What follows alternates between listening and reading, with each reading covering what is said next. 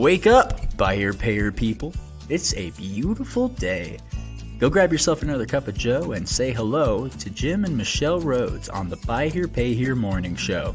Take it away, you two.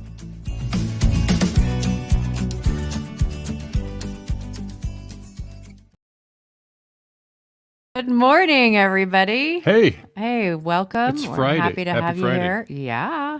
I was really just checking for myself to make sure. Is it Friday? It is it's Friday. been a hectic week. So it's like it's one more wake up, and we have a wedding. So if I'm a little one more wake up. A wake up. Okay. Didn't you ever, like when you were a kid, ever? I never heard that till I met you. Oh my gosh, we measured all time as a kid when I was a kid, Especially waiting to go to Disneyland, right? And also I did this with my kids, so it was, it's like how many more days, and I would say, well, there are 3 more wake ups, and they would understand that kind of like in their brains went like, okay, so I go to bed and I wake up and I go to bed and I wake up. So you could just One to more kind wake of up. translate for me, you could say 6 more coffee cups and then we're going. Yes. Yeah, right. or right. carafes Right. of coffee.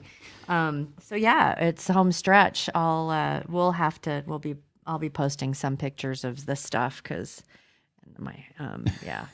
some pictures of the stuff that I've been working on because I'm doing all the flowers. So yeah. It's been a lot of work. Been fun to watch her do her thing. She's amazing. Our daughter came over yesterday to do some last minute. I need to pick up some stuff and all of that, and she just walked around and she got a little teary. Mm-hmm. Yeah, to make it really real. So, all right, enough wedding talk because that's I could. There's so much. The end. Yeah. It's Friday. Mm-hmm. Got a few invitations out for special guests for next week, so you'll want to kind of stay tuned to see who we bring to the microphones. We will be in San Diego a week from today, broadcasting the Lease Here, Pay Here morning show. So we look forward to being out there with the good folks from LHPH Capital for their summit. And a lot of folks that we know will be there, so look forward to getting out there and doing that. But, look for information on our Monday and Wednesday episode. Got something special trying to bring together for next White Hat Wednesday. Yeah, it'll be good. It'll be really good. Shall we dig into our topic? I think that sounds good. Okay. So we've talked kind of about this before. Yeah. But there's so much that you can discuss on this topic that a lot to unpack and to review because it's the kind of stuff that a lot of times people might hear it, but they may not be ready to hear it. Yeah, that's one of the things I'm thinking about today is like, I can say that, one of the things I'm trying to do here, and we always have to be careful. Like when we talk about theft analysis, we realize the Buy Here, Pay Here show, like it goes out across the worldwide interweb from Boston to Bangladesh, right? Managers can hear it, employees can hear it. So, mostly our audience is dealers, right? So but we recognize that others can hear this. So there's certain things that we don't want to say, in this format. But today we are circling back to something we talked about before. We're just going a little more specific. Like I prepared a little illustration of, what the thing is meant to look like. So I'm just realizing though that something's changed in my settings over here because I've got the spreadsheet, but it looks like I've got something else in there. See the image in there too? Yeah. So let me see. Let me make sure. Maybe if we just go that route. There we go. Okay. All right. So I got the spreadsheet now ready to show you. But it's the idea is to talk about theft analysis and help dealers be able to pinpoint the areas that, and this is an interesting thing because it sometimes gets stuck between the dealer, the CPA, maybe there's an office manager, but we just as dealers, we got to make sure we identify this one key piece. Yeah, and so I'm going to bring up the image of this spreadsheet that Jim has put together. And so if you're listening and you can't see, then hop on YouTube or just look at the recordings that are on some of the social media channels that we broadcast in. But so, go ahead. So let me take folks through this and let's just, for those of you who can see the screen, I'm just going to move through all the numbers fairly quickly. because we want to zero in on certain ones. So I just chose some simple round numbers here to say if our opening principal balance for any given period, we could measure, let's say we're looking at the month of September, and I've got $100,000 loaded in there as our opening principal balance. And then if we had new amount financed of $10,000, that would obviously increase our principal balance for that period. Then principal that we collected would come out of there. Principal that we charged off would come out of there. And then, we would be in balance then. We should. I find a lot of software, we struggle, as you know, we struggle to identify that change in principal. And we get to plus or minus 1% and move on. But sometimes that's a big number. But this next item I've got listed is plus or minus other non-cash adjustments. Okay. So what are those? So it can be, in different software would call it different things, but it's basically some adjustment to the principal. It might be an increase. Some software will allow a principal increase, might refinance a note and add some principal to for some purpose, but more likely it's a decrease in principal, like some software will call it a write down, some sort of an adjustment at the time of a payoff or those kind of things. So that's the important one I want to sort of identify. But in this case, what it says is that it calculates then based on those numbers. I've got $500 loaded in there as negative, adjustments to principal. So we calculate that we would have $100,500 in our calculated closing principal balance. And then we just check the report and make sure that that matches. Now, we do a lot of these numbers because I'm using them to track things like conversion rates, the actual portfolio performance. So we want those numbers anyway for portfolio performance. But now that we're there, we can use this for other purposes to help identify we're reconciling receivables to cash just to make sure no dollars left our portfolio that weren't identified.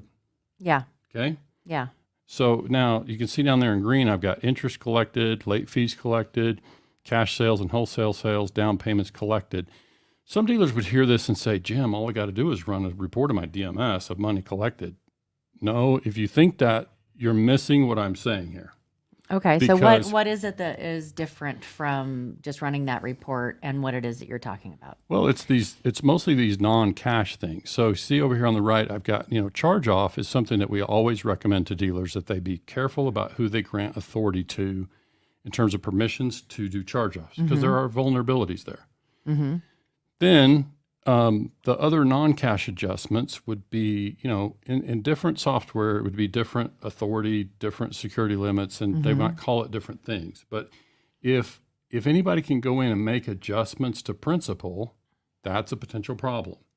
And so as a dealer, I just think we don't see people really doing this. To verify, I started the month with a certain amount of principal. Can I identify all the principal that left my portfolio? Some of this will be cash and some won't, right? When we charge off the account, that's not cash. We're writing off some balance that was supposed to be paid. But the idea is, can I identify all the dollars that left my portfolio? Okay, because this is the largest asset in the business in most every buy here, pay here operation, right? So we need to make sure we make time and have a process to verify that we can identify all of those numbers. So I've got some additional stuff down here at the bottom. But again, those items in green, for those that are listening just verbally, interest collected, late fees collected, cash and wholesale sales, down payments collected. That would be money typically coming into the drawer. So outside of the principal balance, right? Right. This is in addition to the principal that we show to have collected above. Okay, so so that tells me that our anticipated bank deposits then would be $13,600. So that's easy. People can run the report and say, we're supposed to have brought in cash $13,600. But that doesn't address everything that I'm talking about. So again, the question is, is there any other money that left your portfolio that is not represented in your bank deposits? And if so, let's make sure we identify it. And so, that could be spiffs. Like from your till, like you not really. I'm not talking about the cash drawer. I'm talking about the actual portfolio of contracts in the software. Okay. All right. But see, when you're collecting down payments as cash, and wholesale cash, cash, those, because the interest collected and the late fees collected, those are typically not cash. Those are typically just... No, they would be. They would be?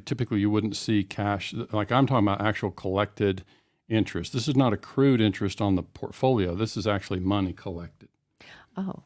Okay. So this would be represented in the cash drawer. Okay, gotcha. So everybody calls their cash drawer report. All these DMS systems call their cash drawer report something different, a recap report, whatever, bank drawer, whatever. Okay. So, but the idea is that I think the main thing to drive home here today is that not all of it's going to be in cash. And sometimes this portfolio can shrink without us even knowing about it. And that depends on who's got authority to do what in the Gaping system. holes is one of the. I strongly suggest anyone listening, if you haven't watched any of the Gaping Holes episodes or listened to them, go back and listen to them because that's a gaping hole kind of thing. Yeah, that's definitely in that category of things that we got to watch. And this is why I put over there, is this clearly identified? Like, do we know exactly how much principal we charged off in the period? Do we know any other adjustments? And this is why I think it's important to reconcile first the principal, partly because we need it for those other reports, but also because as a dealer, first of all, I'm going to be turning these reports into my accountant. And, the old thing about garbage in, garbage out, like if you turn in incomplete, information, or you don't identify the stuff, and it's pretty hard for your accountant to give you real information. So first we want to make sure that we identify all the stuff. And look, it could be perfectly legitimate, right? In most cases it will be. But it's just that we've got to verify that there's no money that left the portfolio that we can't clearly see a report that shows where it went, especially if it's non-cash. The cash is easier. And so for today, we're not really talking about cash in the drawer and managing cash in the building. There are specific reports for that, and there's a different set of problems, and those are more difficult to talk about in this environment. But we're just talking about the receivables. The receivables, really. Yeah. Can we? So this is about reconciling receivables to cash. If the dollars left the portfolio of receivables, are they in the bank account? And if not, where are they? Where did they go? Yeah. So you can make it as simple as that. Like just make sure you can identify that, and that there's a report that shows you exactly, and that there's an appropriate, what would you call it? A user ID, a stamp with each of those transactions, so we know exactly who made whatever adjustments. Let me ask you, is this something that a dealer should look at daily, weekly, monthly? Okay. I would say this one's monthly. And, so give me some examples of scenarios about why this would be really off. Because mostly these non-cash adjustments. So, what can happen is this is mostly about, and this is the reason I mentioned security limits. If you've got somebody on the team that we've granted security access, and that's a whole different. Can I squirrel just a little bit?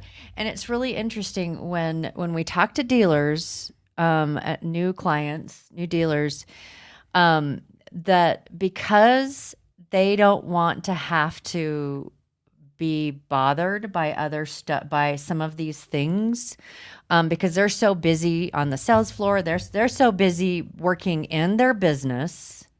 They're so busy working in their business. They don't want to take the time to do this, so they give certain people on their team admin access to everything. So they don't have to worry about it. And what we're saying is that is a recipe for disaster. It is. And it's interesting every time, this is an important squirrel. Every time we've talked to dealers that do that, they say, but I trust them so much. Yeah. And if you ask people that have had money taken from them, if they trusted the people, they will all tell you yes. They trusted the person. Trusted the person right up until they didn't.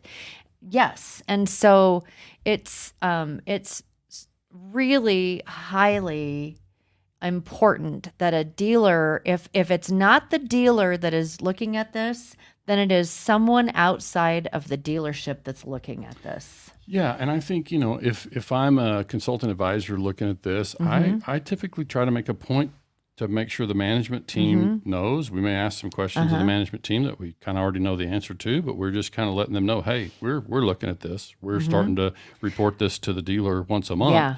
And so that's helpful. But look, I even said in the description of the show, it's like I get that people trust their team. And what I'm suggesting here is that's wonderful. That's beautiful. And Let's keep it you that want way. to trust your team. You Yeah, absolutely of want to course. trust your team, but you don't want to give your team enough rope to hang themselves That's right. with. That's really what we're talking Yeah. about. So you got to make sure that the security limits in the software are such Yeah. that, yes, Mr. Dealer, if you follow the things we would be recommending, you will be involved in some of these things. Yeah. You will be the one granting the charge-offs. And by the way, we can do a whole separate episode on this, but I've helped dealers create a PO system so that they sort of write a PO to authorize these things so that they don't have to be the one at the desk. You know, if they're out there busy at the car auction and they don't have time to be at the desk, then they can issue POs to authorize, 3 charge-offs, for example. But then And those now- POs have to be entered. Right. Those Yes. POs are put in there as a reference. And so if there are charge-offs happening that weren't authorized, that's a problem. Yeah. So, that's definitely part of the thing. I saw George Yeah, said George, trust but verify. Yeah. I mean, I heard that is from Ronald Reagan. I think. yes. Yeah, Yes. but that's definitely what the, Yeah. the approach that we're operating on. But we just like to keep it such that we can continue to trust our team because we we have the necessary safeguards in place that we know we're not providing an opportunity for people to, get their hands in the cookie jar. Yeah. And Yeah. so there are just some other vulnerabilities that we can't get too specific about, but certainly in the DMS, we just know that, we just, it's painful to see dealers go through a kind of thing like this where they experience this problem. So I didn't get a chance to show at the bottom right there. There's still something else on the bottom. Just that little piece about the decrease in receivables for this month was $9,500 principal, right? And so we can identify a certain amount of that was cash. We expect that in our drawer. And then a certain amount of it was non-cash. So again, same thing. It's like we need to identify up there. We had the non-cash adjustments to principal, charge off, and other non-cash adjustments. But it's just important to identify those things and make sure we can see exactly where the money went or the dollars went. Sometimes they didn't go in the bank because they got written off or charged off. That's okay as long as we can identify it and know what's happening there. And then the other piece of this is down payments and cash sales. We've got a vulnerability there that I think it depends. Certain operations, you would be less susceptible to this kind of thing. But one of the things I've helped dealers implement in the past is some sort of post-sale audit. And we sort of represent it as a customer satisfaction audit. It goes out as not exactly a welcome letter, but it's just verify that you're satisfied with, your purchase. And, oh, by the way, we show that you bought this car on this date and that you put, $1,300 down and your first payment's on this date. So it lets us confirm when the payments are going to start and verify that that's the amount of down payment. And I would, another kind of squirrel is I would not have it be the same person that made the sale that makes that call. Sure, of course. Well, it's not a phone call. It could be a text message or whatever, and that it's part of just your normal process of auditing. Everything that's happening within your business. So someone outside of the team that actually does the sales is the one that's doing that customer satisfaction audit. And it's a shame to have to look at that sort of thing. But again, it's a way to keep people honest so that they know that that's happening and they can see that, if I'm a new salesperson and I got a pretty tough situation at home and I can get a customer to commit to a deferred down payment off the books, or if I can get them to, give me $1,800 down, but I put the paperwork through at $1,300 down. What measures do we have in place to identify that sort of problem? And again, you don't want to give people ideas, but these are things that are real. Well, this is something that dealer can check behind the transaction and verify, because the dealer's not going to be there to touch and meet every customer and be personally involved in every transaction. So these are the ways that we can audit after delivery and verify. And it's a good idea for us to verify that the customer, right? We all see problems sometimes with the customers claiming they didn't know when their first payment was, right? So that's another thing that we can solve in this sort of post-sale audit. But you can do it around cash sales. I've seen it with wholesale sales. I've seen managers, wholesale stuff off the back row, junk cars, whatever, and they kind of get in cahoots with, some sort of manager or whatever. So it's a good idea to just have a way to spot check that from another perspective. And so that's the kind of stuff that we see can happen. But I just think the main lesson for today was we really have to make time to verify those items that left the portfolio that may not have made it into the bank deposit. Yeah. Yeah. So it's gone from the portfolio. If it's not in the bank deposit, let's find out why. I have a question because, I mean, it just kind of adds layers of separation between, because you were just saying someone could be in cahoots with someone else. And so they're doing this thing. Is that post sales audit? Would you suggest, or is it an option? Like, we already know that our bookkeeper should not be on site. To have the bookkeeper take care of that, making those phone calls. Yeah, that'd be fine if they're not involved in the handling of the cash. Yeah, sure. Yeah. So basically, what it is, I guess, the root of that is the person doing the audit has no hand in the till, no hand in the cash, no hand in the actual process of the contracting or the sale of, or any of that, the underwriting, any of that. That it's just someone that is outside of that entire deal ecosystem, and that is doing this audit. Yeah. So one other thing to be aware of, and George mentioned there that another exposure is for people moving payments. So some would call that a deferral or a due date change. There's different names I hear.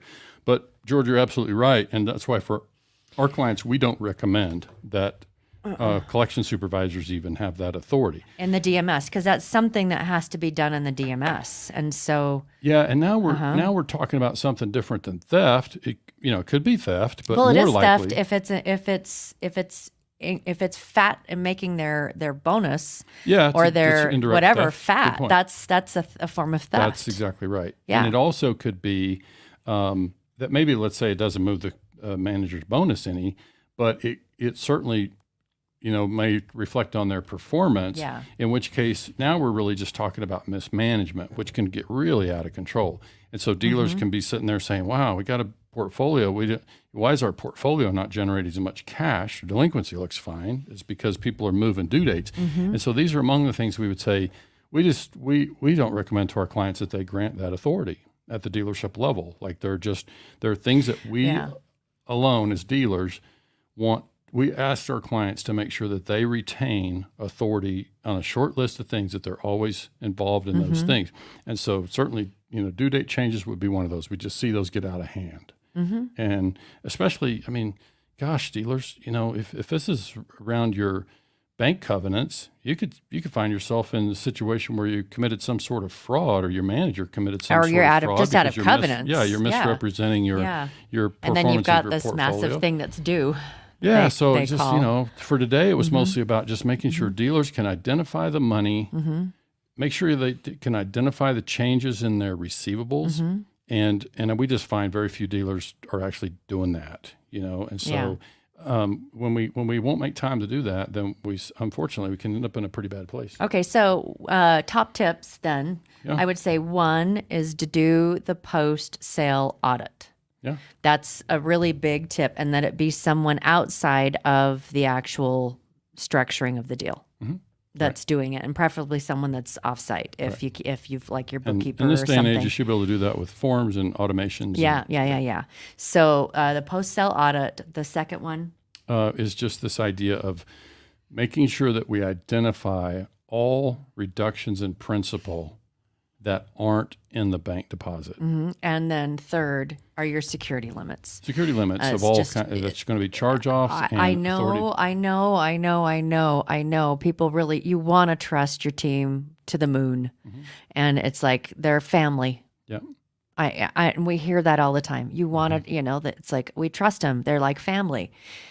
It's that you just need to be super careful, and and especially if you're an absentee dealer or someone that's not there as often, that you've got a second in command, a manager that reports to you, or someone that is responsible for doing those things, and not the collector, not the collection manager. Right. That's because those are upper management functions, not just management functions, but they're upper. So it's like dealer or just right below dealer. Yeah. I think the real danger here for dealers is they can end up working a lot of hours and hustling and doing the best they can to take care of customers and not getting ahead financially, because some of this stuff is this leakage, as we often call it, is, and again, not all of it's end up in an employee's pocket. Some of it's can be mismanagement, but it hurts you either way as a dealer. And so this is why we just, it's a very short process. I mean, if you look at this, it's a very simple method to go through and just verify, can I identify all the money that left my portfolio?